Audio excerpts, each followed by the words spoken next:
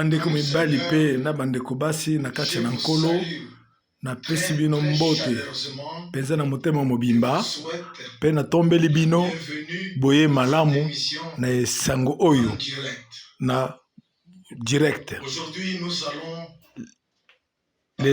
Lelo tokosolola na makambo ebele mikonzo ebele tokokanisa bobele ngai moko na 2 avril 1962 pe 62 ans esili koleka utankolo abiangaki ngai na mungongo polele pe apesi ngai mukumba ya kotatola liloba na ye. Boye tozokanisa lelo na 2 avril oyo 1962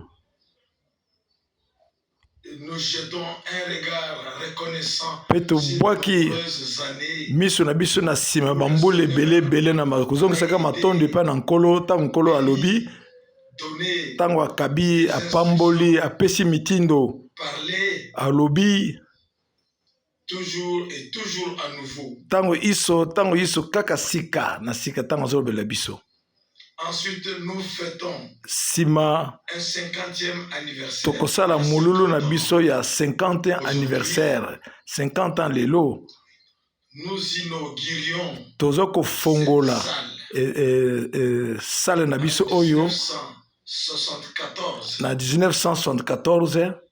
En 1974. Na 1974 na suka ya na weekend ya avril. To pesaki salo oyo na nkolo na biso. Na lingina lobake tozali na 556 places assises.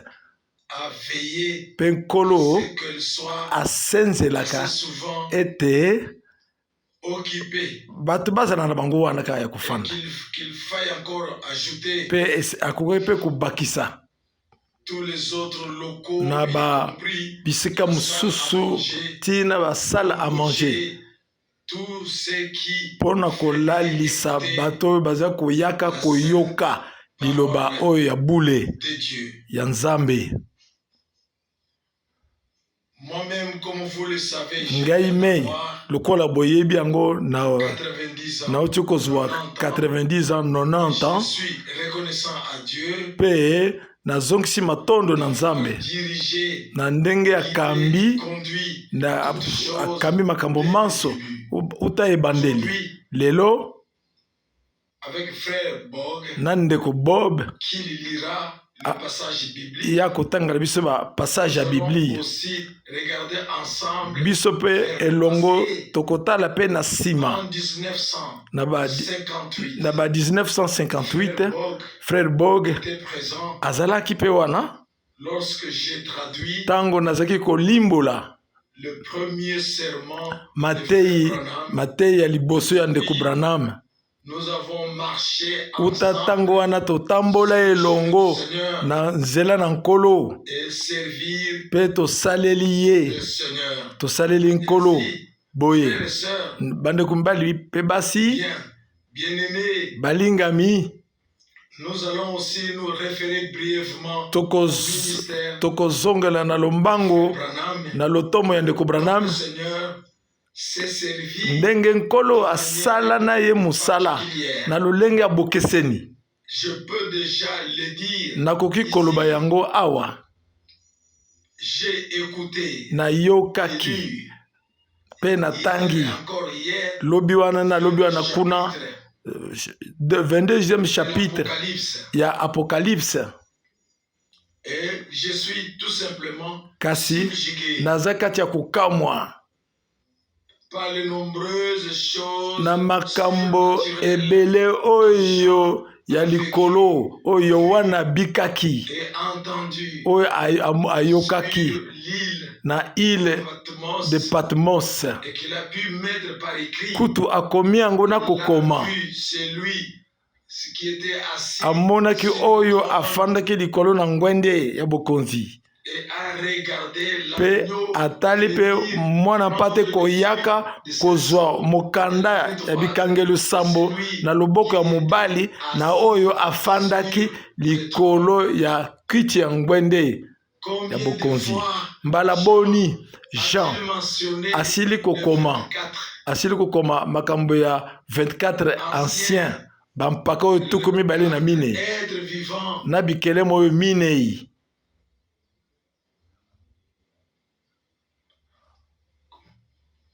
Combien de fois a-t-il mentionné mbala les choses boni à côté desquelles akomaki les hommes makambo sont oyo passés? likolo na yango bato baleki batikala ata kotia kate Le 7 ans de l'église et le 7 sceaux. tala bikangelo sambo na biloko ya bakelezia Nous ne voulons et nous ne pouvons pas nous y attarder aujourd'hui. tokoko umela kubete lisolo nango lisusu te Dieu est utilisé Frère Branham kasi elitalisi te na lolenge bomoko nzambe asaleli ndeko Branham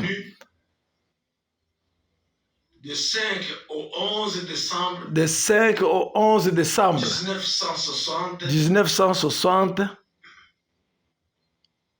pour parler de cet écrit envoyé mpo na aux koloba églises. na makambo oyo bakomeli baekelezia sambo Par révélation. mpo na koloba na ntina nango na nzela ya emoniseli 17 au mpo 24 ngonga mosusu oye na 17 au 17 mars 1963 1963 Branham epai ndeko Branham instruction azwi malakisi que les 7 sceaux ete bikangelo sambo sont ouverts. ekofungwama Et nous savons tous toyebi biso banso qu'il lui a été dit oyo balobelaka ye qu'il devait oyo ye porter le message asengelaki komema qui sango précéderait oyo ekuya liboso ya bozongi ya mibale ya Kristo. frères, ndeko mibali mpe basi nos frères, bandeko au commencement, na ebandeli que ce soit Pierre, ezala Petelo que ce soit Jean, ezala que ce Yohane soit Jacques, ezala Yakobo ont vécu des choses babikaki surnaturelles makambo ya avec likolo notre Seigneur. na nkolo na biso Aussi, depuis le début de l'Église, le uta Protestant, tango mpe ebandeli ya eklesia surnaturel. ya kondima na sika makambo ya bonzambe etalami Mais ce qui a été révélé, kasi c'est oyo l'île de Patmos ofungwami na île de Patmos qui allait arriver oyo esengelaki eya sur tikeno na lola ya sika et à la nouvelle terre. tikeno na mabele na sika Et le fait qu'à notre époque, te na lolenge ete na eleko na biso oyo nzambe azalaki na mosakoli ye wana alakisi nyonso afungolele nyonso comme nous pouvons être ndenge reconnaissants, tokoki kozongisa matondi mpo na biso oyo maintenant nous allons lire asasi epi quelques passages tokotanga passage de la Bible ya biblia et toujours demander à Frère Bog de tosenga le kaka na faire, s'il ndeko te plaît. bob atangela biso Nous tobondeli lisons tozotanga Matthieu Matthieu 24 24, verset 3. Matthieu 24 verset 3 Matthieu 24, totangi matai tuku mibale na minei molongo ya misato lorsqu'ils se furent assis sur le mont des ntango Oliviers, ye aye kofanda na ngombe ya olivier se trouvant seul bayekoli bamimoni ke bazalaki na ye elongo pour lui demander, mpo na kotuna ye mutuna dis-nous donc, yebise quand biso cela nano arrivera, ntango nini oyo ekosalama et le signe mpe elembo nini ya et de boye na yo du temps du monde. mpe na bosukisi ya ntango na mokili bandeko bali mpe Nous basi avons ici toza trois awa questions. na mituna misato Et nous sommes vraiment reconnaissants à Dieu tozongisi matondo epai na nzambe qu'ils aient reçu ke bazwaki mpe biyano bazwaki mpe biyano la première. eyano ya yambo ezalaki ete C'est en effet réalisé en 70 ekokisamaki na 70 ou alors en 70 ou après Jésus-Christ. ekokisamaki na 70 nsima na yesu kristo Détruit, ntango tempelo c'était la première question. babukaki yango ezalaki mutuna ya yambo La réponse était eyano ezalaki ete Ce n'est pas pierre sur pierre. libanga ata likolo ya libanga ekotikala te. Et l'accomplissement a eu lieu en 70. Kokokisama esalamaki na 70 nsima na Yesu Kristo. Et la suivante. Mutuna mibale yango oyo. Quel est le signe de ton retour? Nini yango elembono ya bozongisa nini? En notre époque à ce moment-là. Ti bando wana ti na tango na biso oyo. Tout a été prédit. Nyonso esakulamaki. Arriverait avant Oyo esengeleki eya liboso ya bozongi ya nkolo. Bozongi ya nkolo Yesu Kristo. aussi. Tout a été dit. Nyonso elobamaki. Tout ce qui se passerait après le retour. Nyonso pe kosalama nsima na bozongi ya nkolo. À la fin. Ti kino na suka mokili. Il suffit de lire Matthieu. Esengeli kotanga Matthieu 24. Où beaucoup de choses sont écrites. Bipai wapi makambo ebele ekomami. Pour Luc 21. Pona Luc 21.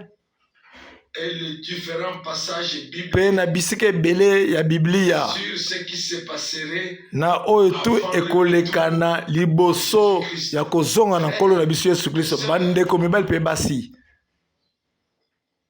Nous ne sommes pas assis au pied de Gamaliel. Bandeko mibali pe basi tofandi te na makolo ya Gamaliel te. Ata ya bascribe te, bakomite. Kasi tofandi na makolo na Yesu Kristo. Notre Seigneur nkolo na biso oyo azolobela biso na kati ya liloba na ye ya bule mpe azongengesela biso yango na makambo manso bobele liloba na ye nde elongobani. Tolingi koyoka bobele oyo ye azali ya koloba na lingomba na mingi mingi na biso baoyo na tango oyo koba na kotanga ndeko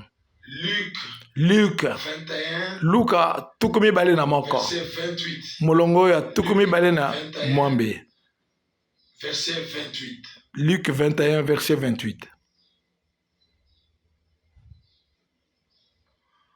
Quand est-ce que ces choses commenceront donc à arriver? Redressez-vous et relevez. Tango makambo nyonso to ekobanda kosalama telemisa mutu pamba te kosikola na bino eye tozokisa matondi pa na nkolo. Être attentif aux signes de temps. Esengeli tosalaka angele na bilembo ya tango ya suka pe na suka ya mokili. Esengeli biso kotombola mitu na biso pamba te toyebi ete bisikoli na biso ebelemi tozali ekomi penza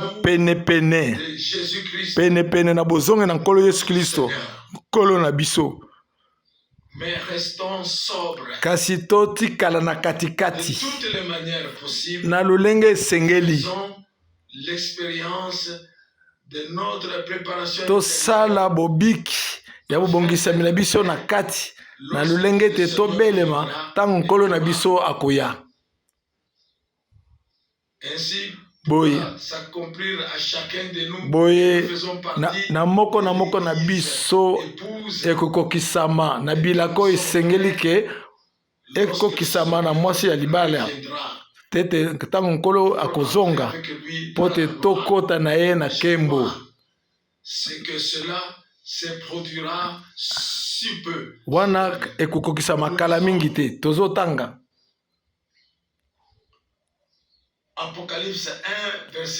Apocalypse 1 verset 1. Emoniseli ya yambo molongo ya yambo. Révélation de Jésus-Christ. Emoniseli oyo Yesu Kristo oyo Nzambe apesa ye pona kolakisa na basali na ye makambo oyo esengeli eya oyo atalisi na kotindama na mosali na ye Yohani na nzela ya botindami na angelu na ye. Tozongisa matondo epa na nkolo. Atindi angelu na ye mpo na kolakisa mosali na ye Yohani nyonso oyo esengelaki te eya. Wana nde tozokutana na liloba dire à ses serviteurs, loba na musali véritable musali ne ya solo ya nzambe à ce que le Seigneur a réellement appelé, oyo baoyo mpenza nkolo abengi a réellement établi, oyo ye moko atie pour qu'ils disent po te baloba na libota na nzambe maye molimo aza na kati na koloba na lingomba na tango oyo. Et le Seigneur s'est aussi adressé à moi, nkolo mpe alobeli ngai mpe lokola mpe mosali na ye adressé à moi aussi, alobeli ngai mpe petit de tous ceux oyo ya moke qui ont été honorés, baoyo nyonso te bazwa lokumu epa nzambe honorés de proclamer la po te sainte parole de batatola Dieu. liloba ya bule ya nzambe. Il s'est adressé à moi, alobi na ngai mon serviteur, alobi na ngai na koloba na ngai te mosali na ngai révéler tout, yango wana mpe afungoli ngai nyonso révéler tout, yango wana ye mpe afungoli ngai nyonso to oyo afungoli na Jean na ile de Patmos jusqu'au dernier chapitre tikino na mokapo ya suka et au dernier événement. mpe na bozongi na ye tozongisi matondo epai na ye. A donc envoyé son ange Nzambe atindi mwanjelu na ye po te savoir à son serviteur Jean po te ce qui devrait être dit po te au serviteur yohana de ayeba son ma esengeli ayebisa basali na ye mpo na nkolo na biso Yesu Kristo. S'il te plaît, Na bondeli yo nous lisons Acte 20, totangi verset 27. acte 20 verset Acte 27 des apôtres 20, misala na bantoma na nzela molemo santo mokapo ya car tuku mibale na molongo ya tuku mibale je n'ai pas manqué de vous annoncer na tout. sambo pamba te nazangisi koyebisa bino manso te oyo etali mwango likanisi na nzambe. Je peux dire aussi la même chose. Nakope koloba ndenge moko Je n'ai pas manqué ngai mpe nazangisi te kosakola le conseil de Dieu, oyo nyonso to nzambe ayebisi ngai ce qui fait partie de l'œuvre de la rédemption, oyo etali mosala na ye ya lisikoli dans la proclamation, ezwamaki na kotatolaka liloba tout nyonso ce qui s'est passé pour nous sur la croix, oyo nyonso to elekani mpo na biso na ekulusu pardon total, bolimbisi la mobimba rédemption totale, bosikolami mobimba la vie éternelle, bomoi na seko tout ce qui nous a été donné par Dieu, oyo nyonso to nzambe apesi biso na kati ya nous Kristo l'avons accepté, bi oyo tondimi nous avons vécu, oyo tobiki expérimenté personnellement tobiki par yango grâce. na ngolu na nzambe La nouvelle naissance, na mbota le nouveau, kobongola motema baptême du Saint-Esprit, na mbotama na sika libatemi ya molimo santo na bokambami ya molimo santo nyonso tout ce que Dieu a préparé, oyo nyonso nzambe abongisaki les to- vivre tokokaki personnellement kobika yango grâce.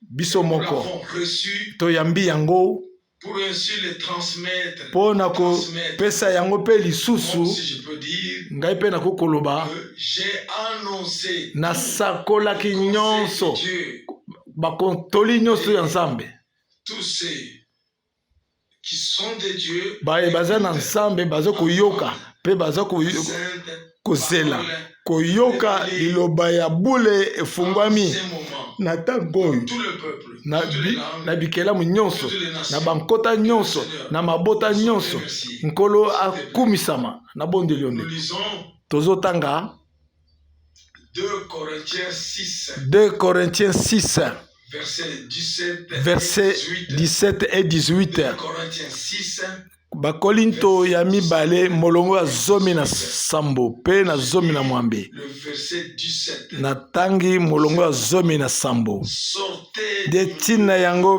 bimani katikati na bango bokabwana donne le Seigneur nkolo apesi mitindo bongo et ne touchez à rien de plus. ekosimba na nyonso ya mbindo te Je vous recevrai. na koyamba bino Que le Seigneur soit remercié. nkolo azwa lukumu La paix à sortir. bobiangami na bobimi mpe ya bokabwani Toucher à rien. kosimba ya mbindo te C'est le dernier appel. ezali mbela ya suka liboso ya bozongi ya mibale ya nkolo yesu kristo Notre Seigneur. nkolo na biso à sortir de toutes les doctrines, ya kobimaka na bazebi nyonso, kobimaka na bandimbola nyonso, na bibongiseli nyonso, kobima.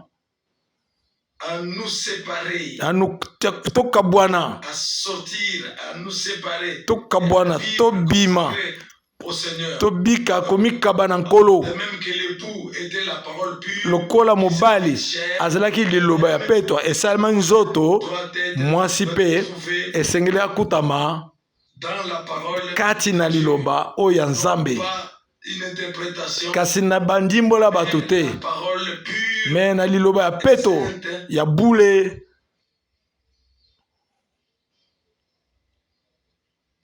Un sang pur et saint qui a coulé pour nous. Et puis makilo ya petwa oyo esopami na ekulusu, tokomi bana botosi, tobiangami ete tobima, batie biso pembeni, tokabwani mpona koyoka bobele oyo nkolo Nzambe aza na koloba na eklesia mangomba na ye, na nzela molimo na ye, na bondeli yo. J'ai lu le verset 18. Natangi mulongo zomi na mwambe. Je serai pour vous un père. Nakozala pona bino tata. Vous serez pour moi des fils. Bino pe bozala pona ngai bana mibali pe bana basi. Eloba nkolo. Le tout puissant.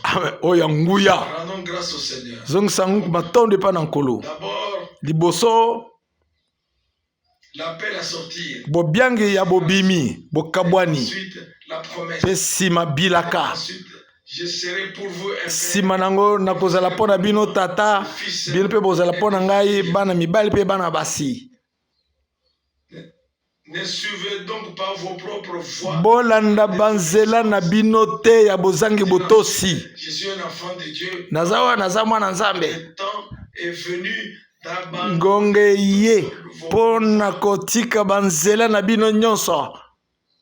Et d'en séparer, epe bokabwana le Seigneur. Pona kosalela nkolo. N'est qu'alors, eza nde bongo lorsque sera fait, wana ntango ekosalama na biso voudra nous considérer comme des fils. ke Nzambe akomona biso lokola bana mibali pe bana basi ya Nzambe Seront trouvés dans sa parfaite oyo bakokutana na bosolo na ye ya mokano na ye pe bazokobika mpona bozongi na nkolo Yesu Kristo nkolo na biso. Na bondeli yo ndeko tanga tozotanga de Matthieu 17 verset 11. Matthieu 17 Matai zomina moko na sambo alobi na bango Eli akoya akozongisa makambo manso. Grâce soit rendue au Seigneur. Ngolo ezongisama na nkolo. Nous avons déjà lu tosili kotanga et relu tozongeli kotanga passage bibli oyo de nombreuses reprises mbala na mbala tozongela kango bambala ebele pour convoquer le peuple de Dieu mpona kobenga bana na Nzambe na ngomba ya Carmel afin qu'ils prennent sa décision na ntina ete bazwa mokano na bango moko mpo batangwatangwa te kasi bazongisama na Nzambe. Il en a été de même ezalaki bongo mpe notre époque. na ntango na biso oyo mpe Nzambe asaleli ndeko Branham mpo te mpona kozongisa libota na Nzambe epai na Nzambe. Amen. Loué soit le nom du Seigneur. Akomisama kombo na nkolo ye tunabondeli bino. Acte des apôtres chapitre 3 mokapo verset 21. ya bantoma. Acte des apôtres chapitre 3 verset 21. Molongo ya mokapo ya misato molongo ya zomi na moko. Il faut cependant que le ciel le reçoive sengeli nanu lola ebomba ye tikino na bozongisi na biloko nyiso oyo nkolo asakolaki na batango na kala na munoko ya basali na ya bule basakoli.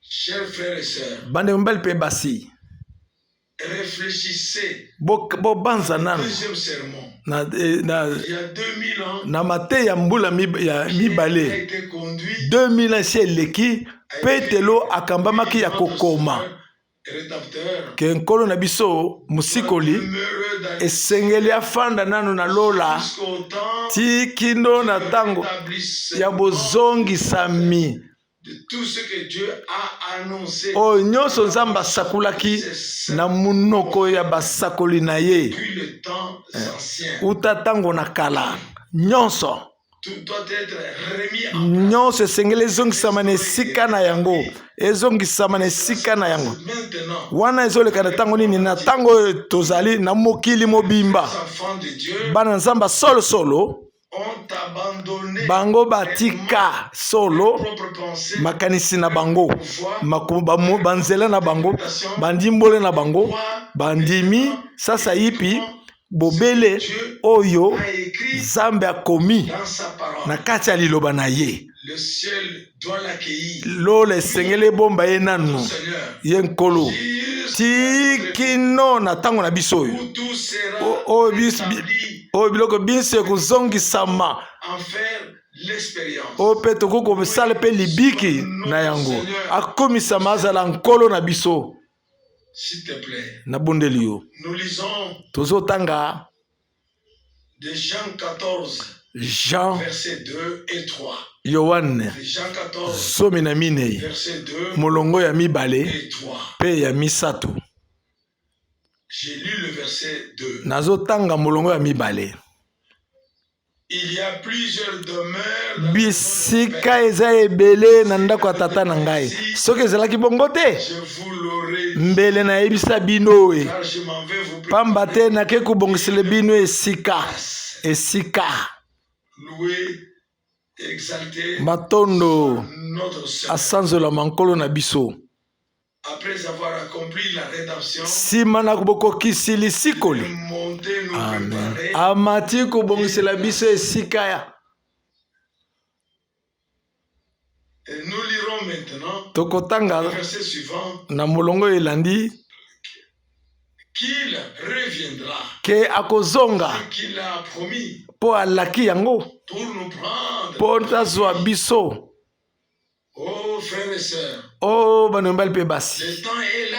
ngonga yango wana Nous sommes reconnaissants à Dieu tozongisi matondo na nkolo na biso na motema na biso mobimba que tous ces passages bibliques nous parlent directement. bisika nyonso ya biblia oyo ezolobela biso directe elobi biso na mitema na biso Nous le troisième verset. tozotanga molongo ya misato Et quand je serai allé, ntango ngai je vous aurai nakokende préparé une epe place, ntango nakobongisela bino je esika reviendrai, nakozongela je vous prendrai avec nakozwa moi, bino na ngai elongo afin que là où je suis, na ntina ete epai ngai nakozala j'y soyez bino mpe bozala wana loué asanzolama nkolo par notre Seigneur. nkolo na biso La deuxième question était la suivante. motuni ya mibale ezalaki boye Quel est le signe elembo nini de ton retour? ya bozongi na yo Nous avons déjà lu le passage tosili kotanga bapassage bibilia au ciel oyo atikali na lola sera tikino nyonso to ekozongisama na lolenge na yango étalé, akei préparé, une kobongisela place, biso esika et il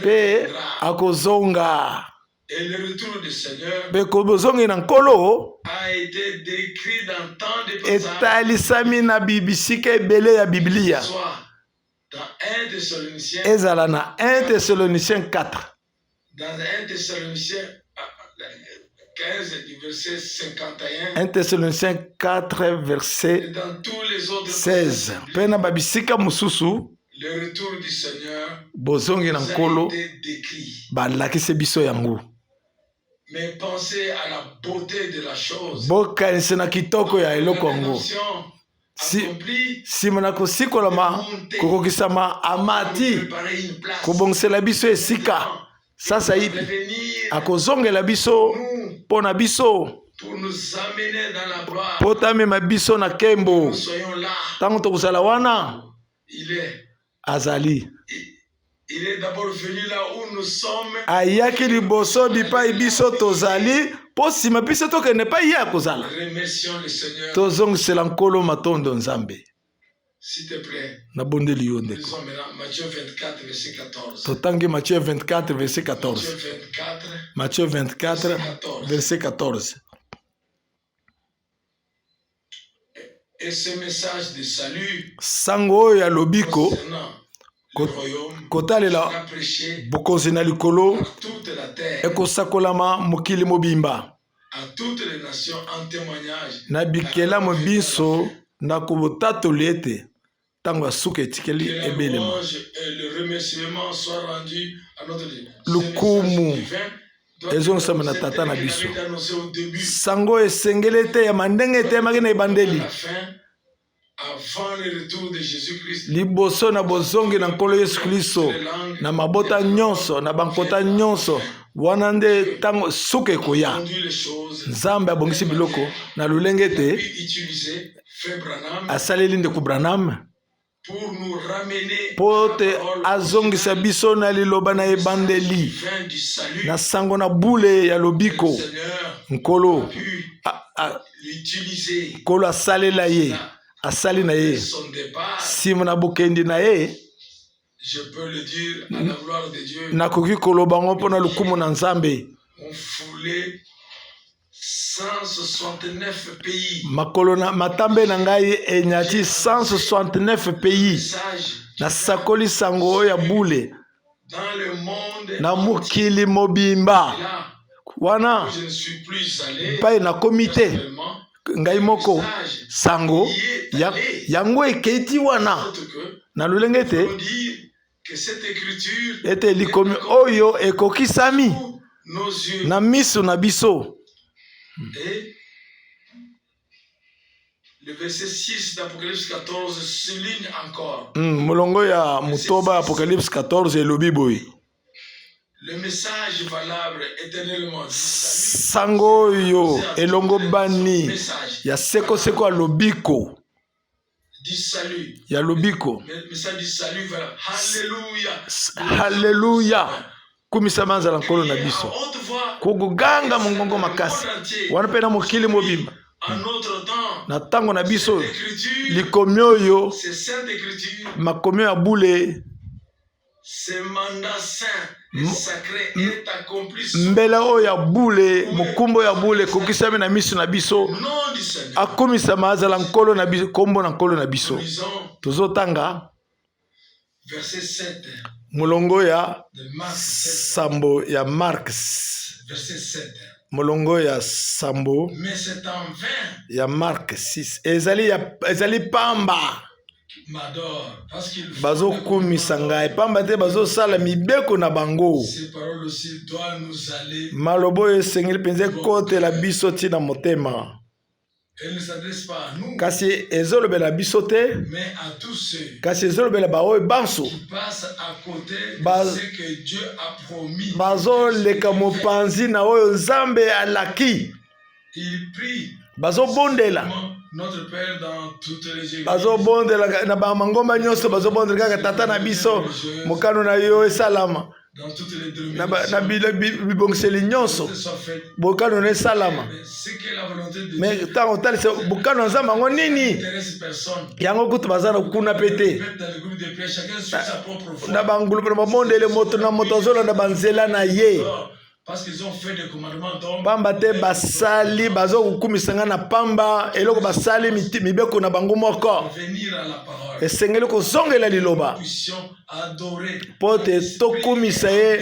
na solo mpe na molimo dans toutes les formules, dans les faux enseignements. baza na matei nyonso ya lokuta Oh Dieu, o nzambe aide-nous par ta grâce. sunga biso na ngolu na yo Nous lisons tozotanga Jean 4, yohane ya mine 23, molongo ya tuku mibale na misato verset 23. molongo ya mine Mais l'heure vient, Jean 4 verset 23 kasi ngonge oya elle est déjà là, esi ebelemi où les vrais adorateurs oyo bagumbeli mpenza ya solo bakogumbela ye vérité. na solo mpe na molimo Le Père veut aussi pamba avoir te tata de tels adorateurs. alingi mpe amona bakumisi ya boye amen Oh, comme c'est merveilleux. Frères et sœurs, lokolo eza kitoko bandeko mibali mpe nous basi pouvons vraiment souligner tokoki avec conviction. tokoki kobeta sete Viens, ngonge ezoya l'heure est déjà là. ngonge eza wana Où où les vrais adorateurs wapi bagumbemeli ya solo ya nzambe bakogumbemela ye na molimo mpe na bosolo. Et la vérité Bosolo est la sainte parole de Dieu. ezali liloba ya bule ya nzambe. Et nous qui croyons biso boye tozondima na liloba oyo efungami ya bule ya nzambe, biso bato za banzeneneke oyo nzambe aza kosala sasa ipi epe tokobika mpe oyo nzambe azosala lelo, tokoki gumbemela nzambe na molimo mpe na bosolo akumisama ezala nkolo na biso. Nabondeli ndeko Matthieu 4 verset 4. Mataye mukapo ya mine mulongo ya mine. Kasi azongiseli ye ekomami, ce n'est pas des pains seulement que l'homme vivra, motokobika bobeli likolo kwanga te, me liloba nyonso oyo kobima na munoko na nzambe. Encore une fois, l'accent est mis sur la parole de Dieu. Mbalo epe c'était betami likolo ya liloba ezali kaka ya lipa pamba te, me na molimo kobika maloba manso oyo ebimi na munoko na nzambe. Oh, lokola tozozongisa matondi po na Biblia Ancien mpe na Nouveau Testament, tozongisi matondi po na liloba nyonso oyo tozokobika, tozobika na liloba nyonso. Apocalypse 2 verset 7. Apocalypse 2 verset 7. Que celui qui a des oreilles oyo aza na matoi entende ce que l'esprit ayoke molimo azoloba na lingomba. Celui qui vaincra oyo akolonga donnerait à manger nakopesa ye bilia ya nzete oyo na bomoi oyo ezali na kati ya paradis ya nzambe. Cela fait tout simplement partie wana Dieu ouvre notre oreille. Wana eteli kaka bobele lolenge te nzamba fongoli matoi na biso c'est que l'esprit a pona koyoka oyo molimo azana koloba na eklesia du troupeau des vainqueurs. Pote tozala tokota na kati ya troupe de la victoire na balongi lors du retour oyo bakozala naye na bozonge ya nkolo. Comme nous pouvons être reconnaissants pour chaque parole. Ndenge tokoki kozongisa matondi pona liloba nyonso. Totanga. Dernier passage biblique d'Apocalypse 3. Totanga passage ya verset 21. Apocalypse 3 verset 21. 3 verset Apocalypse 3 verset 21. À celui qui vaincra, na oyo akolonga d'être assis nakopesa ye lolenge te afanda na ngai na kiti ya tata lokola ngai na longi na fandi pe na tata na ngai na kiti na ngwende. Chers frères et sœurs, bana mbali pe basi, je vous en prie, na bondeli bino, veuillez lire et relire botanga ba passage nyonso ya Biblia oyo, botanga bozongela yango à l'avenir et qui deviendront une réalité dans notre vie. Eko comme réalité na vie na biso, bomo na biso molimo. Dieu Nzambe a simplement fait en sorte asali lolenge te tout soit rétabli nyonso avant le retour ezongisama liboso ya bozonge ya Yesu Kristo. L'appel à sortir, la mise à part, kobiangama kotiama pembeni nyonso esengeli salama, nyonso esengeli ya nous soyons prêts pote tobelema lorsque le Seigneur reviendra. ntango nkolo akozonga pomba te ekomami na Matthieu 25:10 qui était prêt à entrer au festin. bao nyonso tu babelemaki bakotaki na feti ya libala. Que Dieu nous bénisse. Nzambe apambola biso S'il vous plaît, na bondeli bino comprenez que bososole te je le mentionnais plus tôt, aujourd'hui nalobi yango lelo un jour spécial, ezali mokolo moko ya bokeseni mpo na ngai. le 50e 50e anniversaire de l'inauguration de la maison de Dieu, ya bofungwami na ndako na Nzambe kati na yango milliers de prédications matei ebele na ebele étaient prononcées. etatolamaki Maintenant, écoutez, oyo baza koyoka yango sikawa na bato et de toutes les langues, bato nyonso nkota nyonso les retransmissions hebdomadaires. ntango tozopesa yango nsima na sanza misato nyonso. 2 avril 1962, Botala le 2 avril 1962 2 ans se sont écoulés 62 ans c'est leki au service direct du Seigneur. na mosala Rien à corriger. ya nzambe naza eloko kokorige te kobozongele te awa nalobaki mabe na bongisi te Écrit dans les saintes écritures. oyo ekomami na makomi na bule C'est ainsi que le message nde bongo sango valable éternellement, oyo le elongo salut bani valable éternellement, ya lobiko a été elongo bani proclamé etatolamaki na mabota manso na bankota nyonso na liboso ete nkolo azonga de notre Seigneur nkolo na biso qui a déjà préparé asili kobongisa esika akozonga et nous prendra epuis akozwa biso chez lui. epai na ye Frères et sœurs, bana mibali mpe basi balingami nabondeli bino soyez présents, bozala bobelemi soyez dans la chose, botikala bofanda na eloko bokota na yango sortez, ne touchez à elle, kosimba eloko te bimani bomibulisa purifiez. petolama na kati kola na makila mwana pate bobika Vivez comme si dans votre préparation, car notre Seigneur vient, sa venue est très très proche. bobika na lolenge ya moibongisela bino ke lokola nkolo na biso koya na ye ebelemi Maintenant et croire maintenant le message esengeli kondima sango lelo présent. ndenge eteyami lelo. Pardonnez-moi Bolimbisa ngai si depuis que j'ai 90 ans, banda nauza nazwi 90 ans je ne peux plus 90 ans pas avant nakoki koloba ndenge nazali koloba liboso te de tout cœur. na motema mobimba. Surtout les frères servants Bandeko bazosala misala, qui traduisent, bandeko bazolimbola, servent bao bazokosalela dans les nzambe assemblées locales. na bisika na bino bosambelaka nabondeli bino J'ai pas d'enseignement bopanzama te ya bapaya te sa parole. boloba oyo nzambe alobi na liloba na ye Tous pourront adorer en esprit boyende biso banso bakoki kokumisa ye na molimo mpe na bosolo. et ce genre d'adorateurs Ba- que Dieu recherche, bakumisi ya boyo nzambe azokoluka que Dieu trouve aujourd'hui oyo nzambe azomona lelo en ceux qui ont cru na baoyo bandimi liloba na ye et qui ont été sanctifiés mpe babulisami en elle. na kati na yango Loué et exalté soit akumisama le asanzolama nom du Seigneur. ezala kombo na nkolo. Haleluya, Soyez bénis bopambolama par la bénédiction de Dieu Tout-Puissant. na lipamboli ya nzambe na nguya Saint na Jésus. kombo ya bule ya nkolo Yesu Kristo.